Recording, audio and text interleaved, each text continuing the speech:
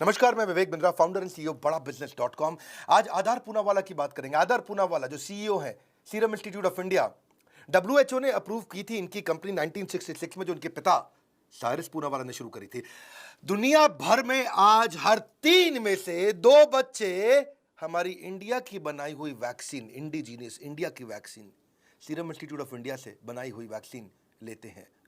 आज इतनी सस्ती वैक्सीन ये बना रहे हैं कि आज इनकी कई वैक्सीन तो 5 रुपए से कम की हैं। मतलब चाय का प्राइस भी आज इंडिया में किसी ठेले पे चले जाइए 5 रुपए से ज्यादा होता है। पिछले कई दिनों में मैंने कई वीडियोस बनाए, business yoga with Bhagavad Gita world record का वीडियो, वो पहला वीडियो है वर्ल्ड रिकॉर्ड का जो हमने नहीं हटाया है। मैं वर्ल्ड रिकॉर्ड के अगले वीडियो के लिए साथ में आने वाला हूं 15 अगस्त को। बहरहाल अभी बात करते हैं, मैं US, Venezuela, Sikh community, India growth story पर भी बात करूंगा। आधार पूनावाला बचपन से ही बुद्धिमान थे, उनका इमोशनल इंटेलिजेंस अच्छा था। एक दफा उनकी माँ अपनी किसी सहेली के घर पे उसके बच्चे के बर्थडे पे लेके गई उसको, और यानी कि उनकी माँ की जो फ्रेंड थी, सहेली, यानी कि उनकी आंटी ने बोला बेटा चॉकलेट ले लो। सब बच्चे चॉकलेट उठा रहे थे, कोई एक उठाया, कोई 2 उठाया, कोई एक उठाया, कोई 2 उठाया। आधार पूनावाला से बोला बेटा आप भी लो। बोला नहीं। लो बेटा नहीं, लो बेटा नहीं, मैं नहीं लूंगा, लो बेटा नहीं लूंगा। 5-6 बार जब उन्होंने मना किया तो आंटी ने कहा दोनों हाथ खोलो, और बहुत सारी चॉकलेट उनके हाथ में भर दी। बहरहाल बहुत खुश हुए और सारी चॉकलेट जेब में अलग अलग जगह भर के मुस्कुराते हुए इधर उधर देखे और निकल पड़े। रात को जब वापस, तो माँ ने पूछा उनसे तुमने चॉकलेट ली क्यों नहीं थी? बोले माँ अगर मैं उठाता तो 1 या 2 उठा पाता, अब उन्होंने दी तो पूरे हाथों में जितनी आ सकी सारी दे दी। देखा माँ, इसे बोलते हैं इंटेलिजेंस। ये था उनका इमोशनल इंटेलिजेंस, यानी कि ग्रेटिफिकेशन की इच्छा को डिले कर पाना। हाँ, ये उनका बचपन से दिखाई पड़ता था। 21 साल की उम्र में ग्रेजुएशन के बाद उन्होंने अपनी कंपनी इंटर्न के रूप में ज्वाइन करी। अपॉर्चुनिटीज देखी तो दुनिया भर में कंपनी फैला दी। पिता ने तो इंडिया में अच्छी करी थी कंपनी, थोड़ा बहुत विदेश में करते थे काम। इन्होंने इतनी फैला दी दुनिया भर में कि आपको जान के खुशी होगी 170 से ज्यादा देशों में आज इनकी वैक्सीन। उसके पीछे आधार पूनावाला ही है। सीईओ बन गए थे 2011 में। इनको फार्मा का टाइकून बोला जाता है, vaccine Prince of the world, और इनके पिता को vaccine king of the world. आपको भी पता होना चाहिए Bharat vaccine capital of the world है। ये नहीं मालूम था। भारत वैक्सीन कैपिटल है दुनिया का। इनको Asian of the year, business leader of the year का अवार्ड दिया गया आधार पूनावाला को। फॉर्च्यून मैगजीन ने इनको 40 अंडर 40 का अवार्ड दिया। वैसे वो अवार्ड तो हमको भी मिला है, बिजनेस वर्ल्ड के द्वारा 40 अंडर 40 अवार्ड हमें भी मिला था। बहरहाल इनको entrepreneur of the year award भी दिया गया। पहली स्ट्रैटेजी इनकी लेते हैं, 10 स्ट्रैटेजी बताऊंगा। पहली स्ट्रैटेजी इनकी है serum institute of India forward integration से बनी थी। फॉरवर्ड इंटीग्रेशन क्या होता है? कोई आलू उगाता है, चिप्स भी बनाने लग जाए, यानी कि आलू का चिप्स जो बाद में आगे बनाता है आदमी। कोई गोल्ड की माइनिंग करता है, उसकी मैन्युफैक्चरिंग रिटेलिंग भी शुरू कर दे, फॉरवर्ड इंटीग्रेशन। कोई टेक्सटाइल, कपड़ों के थान बनाता है तो कपड़े बनाने शुरू कर दे, शोरूम भी खोल दे, फॉरवर्ड इंटीग्रेशन। किसान जब जो सब्जी उगाता है तो सब्जी बेचना भी शुरू कर दे, फॉरवर्ड इंटीग्रेशन। ऐसे ही इन्होंने देखा कि ये इनके बेसिकली घोड़ों का बिजनेस हुआ करता था, रेस कोर्स होते थे, और उस समय लोग रेस कोर्स में पैसा भी बहुत लगाते थे।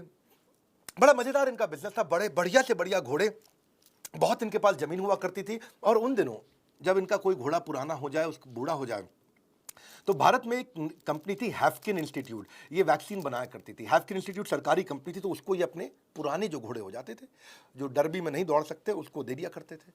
तो वैक्सीन वहाँ बना करती थी। उनके सीरम निकलता है, इनके ब्लड में सीरम घोड़े के, तो वो सीरम से बाद में वैक्सीन बनाई जाती थी। तो ये अपने घोड़े देते रहते थे, उनसे रिश्ता अच्छा था। लेकिन इनके खुद के घोड़े को किसी ने एक बार, एक सांप ने काट लिया और घोड़ा हो गया अचानक बीमार। वो घोड़ा इनका बड़ा जबरदस्त घोड़ा था, पता नहीं तुर्की, अफगानी, इराकी कौन सा घोड़ा था, लेकिन बहुत जबरदस्त घोड़ा था। वो रेस में बहुत जीतता था। इनको बहुत दुख लगा, इन्होंने फ़ोन किया वहाँ पे हैफकिन में, भैया आप इतनी वैक्सीन बनाते हो, मेरे घोड़े को बचाओ। तो बोले नहीं कर पा रहे हम कुछ इस बारे में, ऐसी तो कोई वैक्सीन नहीं है हमारे पास। बोले अभी क्या, अभी मुझे हेल्प चाहिए, मैंने तुम्हारे लिए इतना किया, तुम्हें इतने घोड़े दान में दिए। तो वहाँ हैफकिन से उन्होंने सहयोग नहीं कर पाए। तो उनको बहुत गुस्सा है, ये तुम्हें इतने घोड़े दान में दिया, आज मेरे घोड़े को दिक्कत आई तो तुम्हारा कोई सहयोग नहीं। तो इनको समझ में आने लगा, अच्छा उधर हैफकिन इंस्टीट्यूट में कुछ जो साइंटिस्ट थे वो उनके दोस्त थे। उन्होंने कहा भाई साइरस पूनावाला जी, जब आपके पास इतनी जमीनें हैं, इतने बड़े बड़े आपके पास स्टड फार्म्स हैं, इतने सारे घोड़े भी हैं कि घोड़े के सीरम से ही वैक्सीन बनती है, और आपके पास पैसा भी है, तो क्यों नहीं आप खुद वैक्सीनेशन का काम कर लेते? तो उन्होंने कहा मुझे कौन सिखाएगा? बोले हम आते हैं ना आपके साथ। वहाँ उनको आइडिया लगा कि अब लोग घोड़े पर ट्रैवल नहीं करते, गाड़ियाँ आने लगी है, बाइक्स आने लगी हैं, हाँ, अब लोग राजदूत, जानदार सवारी, तो अब उन्हें लगा कि लोग घोड़े पे नहीं जाएंगे। तो इसलिए उन्होंने कहा ज़माना बदल रहा है, तो क्यों ना वैक्सीन के काम में जाएं। पहले उन्होंने गाड़ियों का भी एक बिजनेस शुरू किया था। जैगवार हाई एंड गाड़ियाँ हुआ करती थी, उसके प्रोटोटाइप को लेके उसको बढ़िया सा उसको कस्टमाइज़ करके उसको अमीर लोगों को बेचते थे, लेकिन अब अमीर लोग लिमिटेड थे दुनिया भर में। तो उन्होंने कहा कि वैक्सीन का धंधा अच्छा है, लाखों लोगों को वैक्सीन लगेगा और उसमें लाखों में अगर चवन्नियाँ कमा लें तो बहुत कमा लेंगे। पूरा रुपया कमाना मुश्किल है, लेकिन 8 चवन्नियाँ कमाना आसान है, समझ रहे हैं आप। तो इन्होंने फिर अपना घोड़ों के बिजनेस को कम किया और वहाँ से इन्होंने सीरम इंस्टीट्यूट की शुरुआत करी। 10 साइंटिस्ट इन्होंने हैफकिन से हायर किए और उसके बाद क्योंकि घोड़े इनके पास थे तो उसी के सीरम से वैक्सीन बनाने लगे और एंटी टेटनम सीरम इन्होंने बनाया पहली बार। वहाँ से एंटी टेटनस सीरम की बहुत जरूरत पड़ी। एंटी टेटनस क्यों? क्योंकि उस समय इंडो चाइना वॉर भी हुआ था, गोलियां लगा करती थी, तो उस समय कोई भी लोहे से टकरा जाए, कुछ ऐसा चोट लग जाए तो टेटनस का इंजेक्शन लगा करता था। तो उनका टेटनस का इंजेक्शन इंडिया में बहुत चला। उन्होंने बनाया, इंडो चाइना वॉर में कहीं किसी को गोली छू जाए लोहे की तो वहाँ टेटनस का इंजेक्शन तुरंत चाहिए रहता है। फिर उन्होंने मीजल्स के ऊपर, ट्यूबरक्लोसिस पे, डीटीपी पे, पेडियाट्रिक जो बच्चे होते हैं छोटे 7 साल के, उनको डीटीपी की वैक्सीन लगती है। सांप काट जाया करते थे तो सांप का एंटी स्नेक वेनम इन्होंने बनाना शुरू किया। तो फिर इन्होंने बढ़ाया, अपना पूरा प्रोडक्ट पोर्टफोलियो बनाया। एमएमआर वैक्सीन, इन्फ्लुएंजा की, वायरल वैक्सीन, बीसीजी और बाद में फिर पोलियो और रेबी वैक्स में भी आए। तो ये एक हादसा था और एक हादसे से कहाँ पहुंच गए, बन के एक हादसा अखबार में आ जाएगा, न जाने कौन सा किस्सा व्यापार बन जाएगा जिसको उन्होंने व्यापार कन्वर्ट किया। फॉरवर्ड इंटीग्रेशन, दूसरी स्ट्रैटेजी हाई कैपिटल रिस्क। एक बार फोन लगाया आधार ने पिता साइरस को, हेलो पापा, हाँ या ना। अब पापा सोच में पड़ गए, पापा बताओ हाँ या ना। पापा सोच में पड़ गए, पापा हाँ या ना, और पापा ने हाँ बोला। ये था वो 200 करोड़ का बहुत बड़ा इनका हाई कैपिटल रिस्क। मैं बताता हूं क्या हुआ। ऑक्सफोर्ड में जेनर इंस्टीट्यूट है जो कि ऑक्सफोर्ड यूनिवर्सिटी की पार्टनरशिप से ऑक्सफोर्ड के कैंपस के साथ में बनाया गया। ये लोग वैक्सीन बनाने में बहुत माहिर हुआ करते थे और जब 10 जनवरी को पता चला जेनेटिक मटेरियल सीक्वेंसिंग चाइना ने रिलीज किया कोविड का, कोरोना वायरस का, तो 10 जनवरी को ये ऑक्सफोर्ड यूनिवर्सिटी लग चुका था, यानी कि जेनर इंस्टीट्यूट लग चुका था वैक्सीन बनाने में। 10 जनवरी से ये लोग अप्रैल तक लगे रहे, कुछ मेहनत करके इन्होंने बना लिया। अब जेनर ने सोचा कि भाई अभी अप्रूवल में टाइम लगेगा, पता नहीं कब जाके अप्रूवल होगा। उन्होंने आधार को फोन लगाया, भाई आधार पूनावाला, अप्रूवल नहीं है, वैक्सीन हम बना के तैयार कर देंगे, तुमको वैक्सीन मैन्युफैक्चर करनी पड़ेगी, लेकिन हम गारंटी नहीं दे रहे कि तुमसे वापस खरीदेंगे, यानी कि रिस्क तुम्हारा है। लेकिन अगर तुमने बना ली तो सबसे पहले बाजार में पहुंचोगे, और अगर अब डिसअप्रूव हो गई तो 10 मिलियन वैक्सीन तुम्हारी वेस्ट हो जाएंगी। अब ये 200 करोड़ का एक रिस्क था। मेरी बात समझ पाए आप कि जिसने वैक्सीन बनाई, यानी कि जिसने वैक्सीन का आविष्कार किया, वो कहता है मैन्युफैक्चरर तुम हो तो तुम पुणे में वैक्सीन बना दो। अप्रूवल आए नहीं आए बात की बात है, देखेंगे। तो ये रिस्क बहुत बड़ा था और ये प्रोसेस के अंदर वैक्सीन बनाने में टाइम लगता था। अगर अप्रूवल का वेट करके वैक्सीन बनाते तब तक दुनिया में और लोग बना चुके होते। तो इसलिए आधार पूनावाला को देखना था कि भाई अप्रूवल का वेट करूं कि नहीं करूं, अप्रूवल का वेट करूं कि नहीं करूं। वेट नहीं किया और वैक्सीन ठीक निकल गई। 80% ये जानते थे कि ऑक्सफोर्ड की वैक्सीन फेल होगी नहीं, इनको ये विश्वास था। इन्होंने कहा 80% के लिए मैं 200 करोड़ का रिस्क लेने को तैयार हूं। तो बिना सर्टिफिकेशन के, बिना ट्रायल के, बिना अप्रूवल के इन्होंने वैक्सीन बनानी शुरू कर दी, मैन्युफैक्चरिंग शुरू कर दी।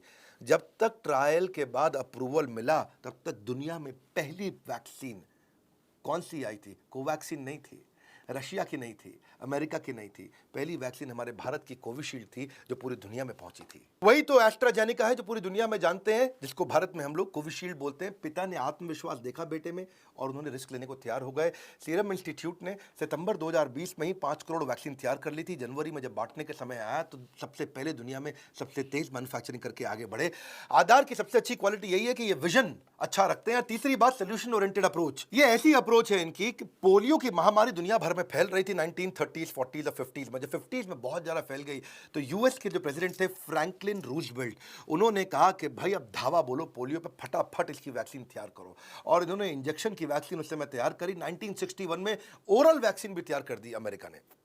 और जब ओरल वैक्सीन तैयार करी तो उन्होंने राइट्स अपने पास कुछ डेवलप्ड नेशंस के पास रखे। बोलो जो डेवलपिंग और अंडर डेवलप्ड नेशन है, यानी कि जो गरीब देश हैं, उनको इंजेक्शन लगाने दो, और जो हम अमीर देश हैं वो हम ड्रॉप से 2 बूंद जिंदगी की, अमिताभ बच्चन कहते थे, तो हम लोग वही चलाएंगे। हाँ, और तो साइरस पूनावाला को ये बात नहीं जमी। इन्होंने यूएस में और डब्ल्यूएचओ में कुछ चिट्ठियां लिखनी शुरू करी और बातचीत करी, बोला कि देखो कम से कम भारत जैसे देश और जो बहुत बड़े देश हैं वहाँ पे एक तो क्या है, आपको सिरिंज भी बनानी है और शीशी जिसके अंदर दवाई होती है वो भी बनानी है, उसको तोड़ेंगे फिर दवाई निकालेंगे फिर लगाएंगे। बोले थोड़ा ये है, इसकी मैन्युफैक्चरिंग कॉस्ट ज़्यादा है, इसमें वेस्टेज भी ज़्यादा है क्योंकि आपको सिरिंज का भी डिस्पोजल करना होगा। इसके अलावा इसको स्टोरेज करने के लिए ज़्यादा जगह चाहिए, इसका लॉजिस्टिक्स ज़्यादा परेशानी करने वाला, इनकन्वीनियंट है, टाइम बहुत ज़्यादा लग जाता है और सबसे बड़ी बात है कि इंजेक्शन लगाने के लिए ट्रेन स्टाफ चाहिए। बूंद तो कोई भी आएगा, हाँ, कोई भी पिता माँ दादा दादी कोई भी टपक टपक 2 बूंद डाली काम हो गया। उनको समझाए और इनकी मतलब यही असर था कि 84-85 के बाद सीरम इंस्टीट्यूट ऑफ इंडिया सारिस पूनावाला ने मैनेज किया WHO को कन्विंस करने में कि ओरल वैक्सीन ही इंडिया में चाहिए होगी। ये इनकी पहली जीत थी। और बाद में जब इंडिया में एक कैंपेन बहुत तेज हुआ बिल गेट्स के साथ, रोटरी के साथ में, रोटरी ने इंडिया में बहुत काम किया और तब WHO को और यूनिसेफ को इनकी फिर से याद आई। इन्होंने कहा कि देखो 2 बूंद जिंदगी की जो हम बना रहे हैं इंडिया के अंदर उसमें कमी पड़ रही है, तुम भी आ जाओ हमारे साथ लग जाओ। तब 2012 के बाद पहली बार इंडिया में इन्होंने इसके बाद फिर ड्रॉप्स को मैन्युफैक्चर करनी शुरू करी। इसकी सारी शॉर्टफॉल को उन्होंने मैनेज किया। प्रॉफिट मार्जिन अपने नेग्लिजिबल रखे थे इन्होंने। पूनावाला का स्ट्रॉन्ग सेंस रहता है बड़ी चुनौतियों को स्वीकार करने का हमेशा। हाई स्पीड मैन्युफैक्चरिंग 2013 में इन्होंने करी और 2014 के अंदर भारत को पोलियो फ्री डिक्लेयर कर दिया गया। असली लीडर वही होता है जो अपने विजन को हकीकत बना दे। Clarify your vision and plan with precision, ये इनकी खास बात रही है सीरम इंस्टीट्यूट ऑफ इंडिया। चौथा, बिजनेस को बकेट्स में कन्वर्ट कर दिया। बिजनेस आइडिया समझिएगा जरा, सीखने को बहुत मिलेगा आपको उसमें, क्योंकि दुनिया की सबसे बड़ी कैसे बनी, बिजनेस बकेट्स बना दिए इन्होंने। एक बिजनेस बकेट उन्होंने बनाया इमरजेंसी वैक्सीन का और दूसरा बनाया हाई डिमांड वैक्सीन का। इमरजेंसी वैक्सीन की हमेशा जरूरत नहीं पड़ती, जब कोई महामारी आ जाए, पैंडेमिक आ जाए, एपिडेमिक आ जाए तब उसकी जरूरत पड़ती है। और हाई डिमांड वैक्सीन वो है जिसकी हमेशा जरूरत पड़ती रहती है। 2 बकेट बना दिया। इमरजेंसी वैक्सीनेशन में क्या करते हैं, प्रिपरेशन इज द सोल्यूशन, यानी कि ये चाहते हैं कि reaching first will be reaping trust. Reaching first is equal to reaping trust. क्या मतलब हुआ इसका कि भाई मैं ऐसा करता हूं जो इमरजेंसी 10 तरह की सिलेक्ट कर ली कि ये महामारी दुनिया में कहीं ना कहीं आ ही जाती है, ये वाली एपिडेमिक या कोई ना कोई पेंडेमिक दुनिया में कहीं ना कहीं आ ही जाता है। तो ऐसा करते हैं, इस तरह की 10 बीमारियों की दवाइयां 2 करोड़ 5 करोड़ डोज बना करके 3 साल का स्टॉक मेंटेन करते हैं अपने पास में, ताकि जहां पे भी बीमारी आ जाए वहां सबसे पहले बीमारी में ये 50 लाख 1 करोड़ 2 करोड़ 5 करोड़ दवाई लेकर के पहली फ्लाइट से फटाक पहुंच जाए। वहां जाके प्रधानमंत्री से, वहां के राष्ट्रपति से, वहां के देशवासियों से अपनी रिश्तेदारी बनाते हैं उनके साथ में उनको, क्योंकि ये कहते हैं कि भाई जब भी ऐसी तकलीफ आए सबसे पहले इस तकलीफ को सॉल्व करने के लिए हम पहुंचे। तो उन्होंने बिजनेस का एक सेक्शन बनाया हुआ है इमरजेंसी वैक्सीन का, और ये वो सेक्शन है जहां पे ये 2 साल 3 साल 4 साल के लिए स्टोर कर लेते हैं दवाई। कहीं ना कहीं इमरजेंसी आई जाएगी, वहां दवाई लेकर सबसे पहले पहुंचते हैं। इसीलिए रीचिंग फर्स्ट, सबसे पहले पहुंचना, रीपिंग ट्रस्ट, उससे इनका विश्वास बढ़ता है। और विश्वास इतना बड़ा कि अगली बार जब बिजनेस की जरूरत पड़ती है तो भारत के सीरम इंस्टीट्यूट ऑफ इंडिया को ही बिजनेस दिया जाता है। ऐसे इनके बढ़िया कोल्ड स्टोरेज उसी हिसाब से उन्होंने बनाए, जहां -20 डिग्री की जरूरत है तो वहां -30 और -50 तक का इन्होंने अरेंजमेंट करके रखा। स्टोरेज ओवरफिल हो तो उसको भी मैनेज कर जाए। वैक्सीन को शॉर्ट नोटिस में इसीलिए दे पाते थे। लेकिन दूसरी तरफ था अगला बकेट, हाई डिमांड वैक्सीन। इसकी डिमांड हमेशा ही रहती है। तो हाई डिमांड वैक्सीन में ये स्टॉक रोटेशन पे काम करते हैं। स्टॉक बनता जाए मूव करता जाए, बनता जाए मूव करता जाए। उसमें तो ये बिल्कुल भी स्टॉक करने की जरूरत ही नहीं समझते। उसमें क्या करते हैं, अब क्योंकि हायर स्टॉक रोटेशन है तो ये सही रेट पे दे पाते हैं। कम मार्जिन रखने के बावजूद भी वॉल्यूम बहुत ज्यादा बनाते हैं। वॉल्यूम मतलब क्या हुआ, 1.5 बिलियन डोजेस ये हर साल बना रहे हैं 170 देशों में देने के लिए। देखिए हर आदमी जीरो से शुरू करता है, all of us start from zero, but we take the right decision to become real hero. तो ये एक विशेष साइकिल था, जो विशेष सर्कल को उन्होंने अचीव ऐसे किया। एक तरफ हाई डिमांड, एक तरफ इमरजेंसी। हाई डिमांड और इमरजेंसी दोनों के कॉम्बिनेशन में डिवाइड किया इन्होंने। इमारत चाहे कितनी भी बड़ी क्यों ना हो, उसकी शुरुआत छोटी सी ईंट से ही शुरू होती है, और छोटी छोटी ईंट से आज इन्होंने इमारत इतनी बड़ी बना ली। इनका एक KPI 5वीं स्ट्रैटेजी रिजेक्शन रेट देखते हैं, कम से कम रखते हैं। इनका KPI की परफॉर्मेंस इंडिकेटर क्या, रिजेक्शन रेट, कि भाई मैं जब वैक्सीन बनाऊं तो ऐसी बनाऊं कि मेरी वैक्सीन कभी रिजेक्ट ना हो, बस रिजेक्ट ना हो, हर टेस्ट को पास कर जाए, हर स्ट्रिंजेंट से डिफिकल्ट टेस्ट को पार कर जाए। जो उससे क्या होगा, इनकी ओवरहेड कॉस्ट कम रहेगी। ओवरहेड कॉस्ट कम है तो लो कॉस्ट ऑफ प्रोडक्शन होगा, लो कॉस्ट ऑफ प्रोडक्शन है और अगर कमिटेड मैन पावर होगी, डेडिकेटेड लॉयल स्टाफ होगा और बेस्ट मशीन्स रखेंगे और छोटी से छोटी स्मॉलेस्ट अनवांटेड पार्टिकल भी अंदर घुसने नहीं देते, रिजेक्शन रेट को कंट्रोल में रखते हैं, हर समय चेक करते हैं रिजेक्शन रेट क्या है, रिजेक्शन रेट क्या है, रिजेक्शन रेट क्या है। वो क्वालिटी मेंटेन करने के कारण इनकी एक्सेप्टेबिलिटी दुनिया में बढ़ती गई, वहाँ से इन्होंने बिजनेस को बहुत बड़ा किया। और देखिए हुआ ये कि इसी कारण ये अपनी कॉस्ट को भी कंट्रोल में रख सके। जो फाइजर है, फाइजर ने जब अपना वैक्सीन लॉन्च किया तो $20 का लॉन्च किया, मॉडर्ना ने $25 का लॉन्च किया, लेकिन एस्ट्राजेनिका यानी कि यही वाली हमारी वैक्सीन ये $2 में आई। जॉनसन एंड जॉनसन भी $10 ले रहा था, रशिया की स्पुतनिक भी $10 ले रहा था, और बाकी सारी भी कोई सस्ती नहीं थी, $15-16 की वैक्सीन थी सारी की सारी। पर हमारी ही वैक्सीन थी जो $2 की लॉन्च करी गई, यानी कि 150 रुपए से शुरू हुई थी। आज जो उनकी जिस रेट पे सरकार को देते थे 150 रुपए में, अब अगर उसको बढ़ा भी लें तो भी ये दुनिया से सस्ती वैक्सीन पड़ा करती थी, इसीलिए भारत में हम वैक्सीन को जल्दी लगा भी पाए। इनकी छठी strategy economies of scale and scope. Economies of scale and scope क्या होता है? ये उसके लिए क्या करते हैं, ऑफ पेटेंटेड मेडिसिन बनाते हैं। ऑफ पेटेंट का मतलब क्या हुआ, 10 साल का अगर पेटेंट किसी ने ले लिया तो 11वें साल पे उस मेडिसिन को बनाना शुरू करते हैं। जब पेटेंट खत्म हो जाता है तो वो सस्ती हो जाती है।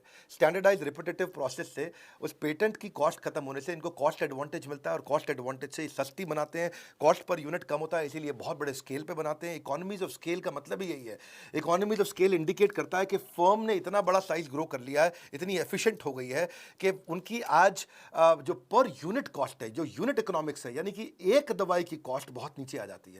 जिसके लिए टेक्नोलॉजी का इस्तेमाल करते हैं, स्पेशलाइज्ड लेबर, बल्क में माल खरीदते हैं, रॉ मटेरियल, और फाइनेंशियल मैनेजमेंट और नेटवर्क का अच्छा इस्तेमाल करते हैं। इकोनॉमी ऑफ स्केल समझो ऐसे होता है कि जैसे आपने एक वीडियो गेम बना ली, एक वीडियो गेम बनाने में अगर आपका 10 करोड़ रुपया लगा, लेकिन अब उस वीडियो गेम को आप डुप्लीकेट करते हो सबको बेचने के लिए, तो एक वीडियो गेम 10 करोड़ का पड़ा, 2 बना दी तो 5 करोड़ का पड़ा, आपने 4 बना दी तो 2.5 करोड़ का पड़ा, और लाखों लोगों को वीडियो गेम बेच दी तो सोचो पर यूनिट कॉस्ट कितनी कम हो जाती है। जितने बड़े स्केल में बेचते हैं पर यूनिट कॉस्ट अपने आप कम हो जाती है, क्योंकि वीडियो गेम बनाने की कॉस्ट एक बार आई। इसी तरह से ये भी अपने बिजनेस को ऐसे करते हैं कि पर यूनिट कॉस्ट इनकी कम हो जाए और स्केल बहुत बड़ा हो जाए। तो जितने भी डेवलपिंग और अंडर डेवलप्ड नेशन है, सबसे ज़्यादा जगह पे इन्हीं की वैक्सीन चलती है। इन्होंने ज़्यादा से ज़्यादा अच्छा, दूसरी तरफ इकोनॉमी जो स्कोप भी होता है, unit cost to produce a product will decline, यानी कि एक आइटम को बनाने में जो कॉस्ट आती है वो कम हो जाती है। क्यों? क्योंकि जैसे उसकी जैसी वैरायटी प्रोडक्ट भी आप वहीं पे उसी प्लांट पे बनाना शुरू कर देते हो, क्योंकि आप सारे के सारे जो प्लांट के जितने भी सपोर्ट डिपार्टमेंट्स थे उनका जॉइंट यूटिलाइजेशन करते हो उस नए प्रोडक्ट को बनाने में, है कि नहीं?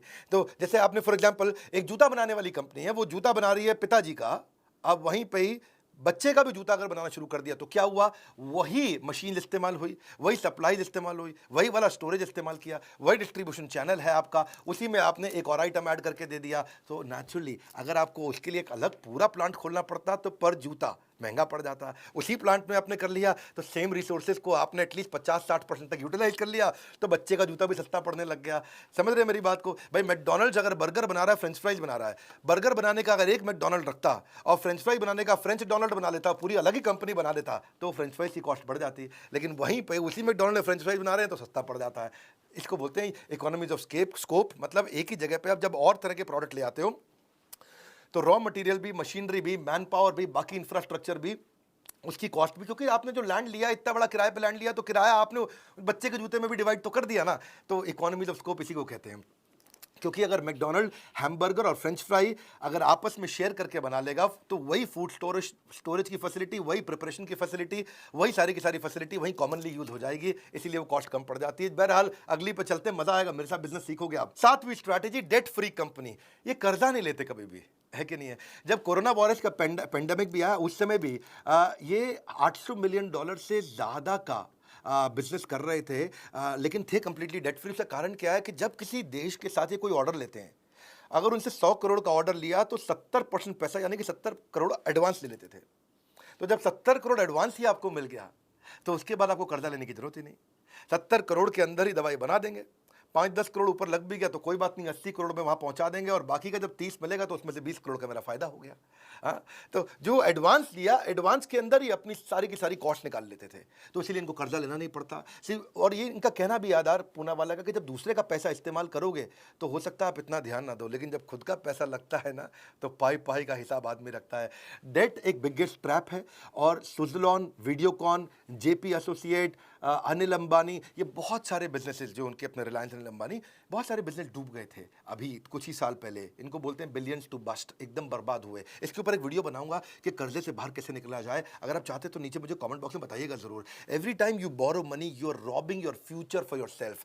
और ये बड़ा सिंपल उन्होंने तरीका रखा। इन्होंने कहा कि टाइटली हेल्ड अगर ऑर्गेनाइजेशन होगी ना तो किसी को इक्विटी बांटेंगे ना किसी से कर्जा लेंगे, क्योंकि अगर किसी को शेयर बांट दिए तो फिर शेयर होल्डर को हर महीने जवाब दो, वो हर महीने क्वेश्चन करेगा, हर क्वार्टर आफ्टर क्वार्टर उसको रिपोर्ट देना पड़ेगा, आपको रिजल्ट्स उसके सामने शोकेस करने पड़ेंगे। अब वो आप कोई बड़ा डिसीजन लोगे तो वो क्वेश्चन कर देगा कि भैया बिना अप्रूवल के तुमने एस्ट्राजेनिका की क्यों बना दी कोविशील्ड, हमारा पैसा डूब जाएगा, तो हमने तुम्हारी कंपनी में पैसा लगाया। तो ये बोले मेरे को डिसीजन इंडिपेंडेंस के साथ चाहिए। मुझे अगर कोई बड़ा डिसीजन लेना है, 2 हेलीकॉप्टर खरीदने हैं जहाँ पे मैं अपनी क्लाइंट्स की एक्स्ट्रा सेवा कर सकूं, तो मुझे कोई प्रश्न करने वाला नहीं होना चाहिए। इसीलिए उन्होंने अपने ही पैसों से काम किया, ना कभी किसी से उधार लिया, ना किसी को शेयर बेच के पैसा लिया। अगला, अब इसी को समझने के लिए, क्योंकि पैसा इनका खुद का था, तो उन्होंने B2B मार्केटिंग पे अच्छे से लगाया। इन्होंने एक से बढ़कर एक महंगे हवाई जहाज खरीदे, अपने पर्सनल यूज के लिए महंगे हेलीकॉप्टर खरीदे, अपनी पर्सनल ट्रिप भी बना दी, खुद की एविएशन कंपनी भी खोल दी कि भैया जिस दिन हवाई जहाज मैं इस्तेमाल ना करूं तो इन किराए पे चढ़ा दूं। वो उनकी एविएशन कंपनी, इसको बोलते हैं ये पूनावाला एविएशन प्राइवेट लिमिटेड। तो इन्होंने B2B मार्केटिंग, यानी कि जब भी कोई बड़ा अंग्रेज क्लाइंट को लेके आना है, कोई लंदन से क्लाइंट को लाना है, कोई US से क्लाइंट को लाना है, उसको एकदम 5 स्टार फैसिलिटी देंगे। खुद का अपना एक हवाई जहाज के अंदर भी एक अलग ऑफिस बना लिया।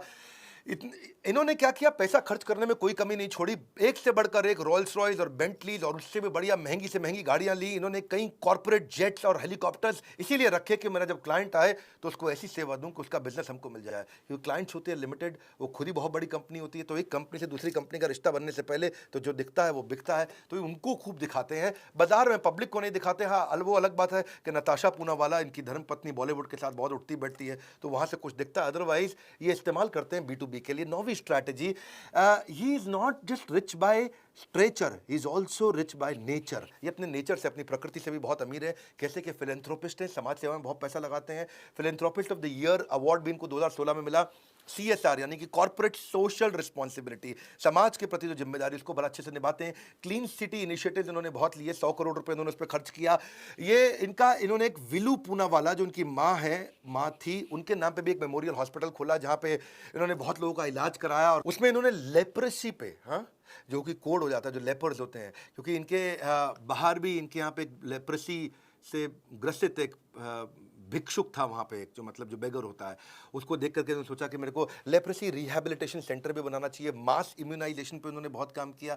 ऐसे ऐसे देशों को उन्होंने दवाइयाँ मुफ्त में दी हैं, जो कि बहुत ही गरीब देश हुआ करते थे, छोटे लाउड डेमोक्रेटिक रिपब्लिक, हाँ, या खैर हमारे बाजू में नेपाल में भी उन्होंने बहुत मदद करी है। सब फ्री वैक्सीन सप्लाई करी है, मोबाइल हेल्थ केयर और पानी की सफाई पर उन्होंने बहुत काम किया। 2 मिलियन लीटर वाटर रोज देते हैं, जिसको 10 मिलियन लीटर वाटर पुणे को साफ देने वाले हैं पीने के लिए।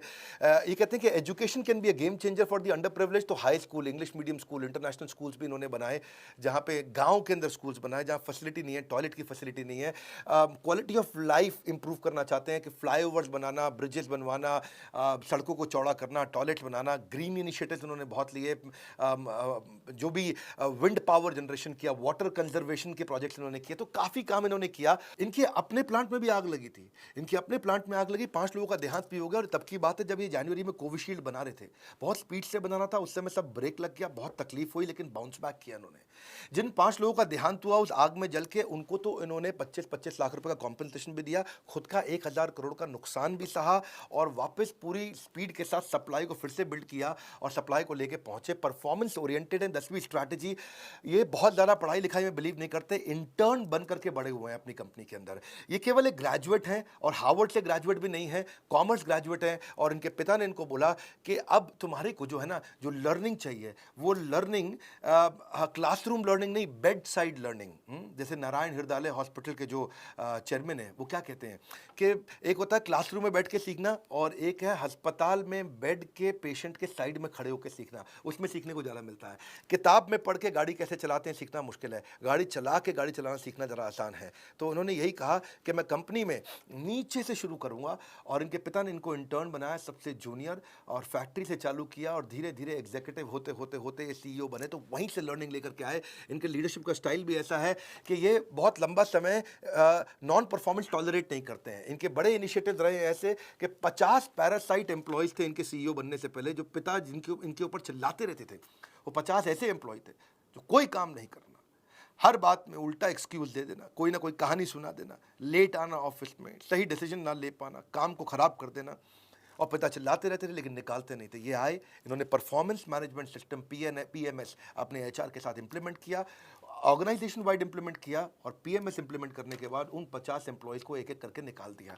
क्लियर मैसेज दे दिया कंपनी में कि भाई ऐसा है, जो काम करेगा वो आगे बढ़ेगा। कहते हैं मैंने जितना भी सीखा है समय बर्बाद नहीं होने दिया है। उनका कहना है कि जब भी कोई मीटिंग होती है तो पहले 10 मिनट में बता देता हूं कि मीटिंग प्रोडक्टिव रहेगी कि नहीं रहेगी, और 10 मिनट के अंदर ही मीटिंग खत्म करना चाहते हैं। ये विचार विमर्श पे घंटों बर्बाद नहीं करते। It takes a wise man to learn from his experience but even a wiser man to learn from others mistake. तो उन्होंने यही किया, आकर के इधर उधर से करी हुई गलतियों से सीखा फटाफट और उसको इंप्लीमेंट किया। थोड़ा पारिवारिक व्यक्ति भी है, फैमिली मैन है और थोड़ा ज़्यादा फैमिली मैन भी है।